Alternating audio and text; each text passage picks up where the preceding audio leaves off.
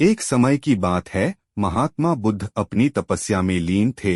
उन्हें तपस्या में बैठे हुए कई दिन बीत चुके थे।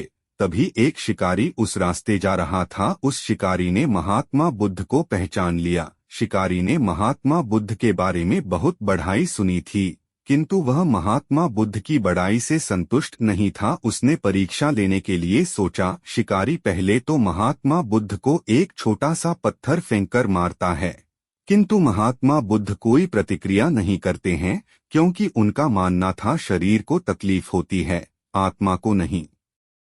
आठ शिकारी द्वारा फेंके गए पत्थर के कारण शरीर को कष्ट हुआ, किंतु आत्मा को नहीं। शिकारी कुछ समय सोचता रहा, महात्मा बुद्ध कुछ प्रतिक्रिया करेंगे, किंतु महात्मा बुद्ध अपनी तपस्या में लीन थे। उन्होंने कोई प्रतिक्रिया नहीं की। पुनः शिकारी ने पत्थर फेंका। वह पत्थर महात्मा बुद्ध के आंखों के ऊपर लगा और उस जगह से खून बहने लगा।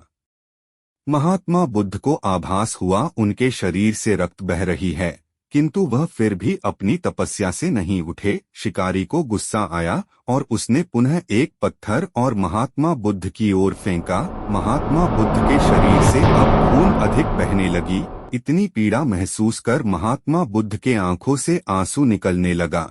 शिकारी ने महात्मा बुद्ध के पास जाकर पूछा, आपको जब मैंने पत्थर मारा तो आपने कोई प्रतिक्रिया नहीं दी। महात्मा बुद्ध ने बड़े ही सरलता के साथ कहा, क्योंकि इससे मेरे शरीर को कष्ट हुआ है, मेरे मन मस्तिष्क को नहीं। शिकारी अचंभित रह गया। उसने पूछा, फिर आपके आंखों से आंसू क्यों बह रहे हैं? इस पर महात्मा बुद्ध ने पुनः कहा, तुम्हारे द्वारा किए गए अनुचित कार्य के परिणाम के बारे में मेरा मस्तिष्क, मेरी आत्मा विचार कर रो रही है।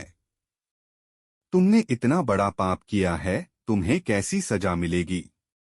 बुद्ध की बातों को सुनकर शिकारी महात्मा बुद्ध के चरणों में नतमस्तक हुआ और उनसे क्षमा याचना की। महात्मा बुद्ध क्षमाशील व्यक्ति थे।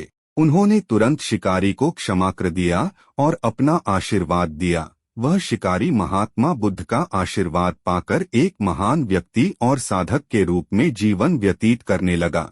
हमारे चैनल को सब्सक्राइब करना न भूलें ताकि आप हमारे आने वाले वीडियोस को भी देख सकें। धन्यवाद।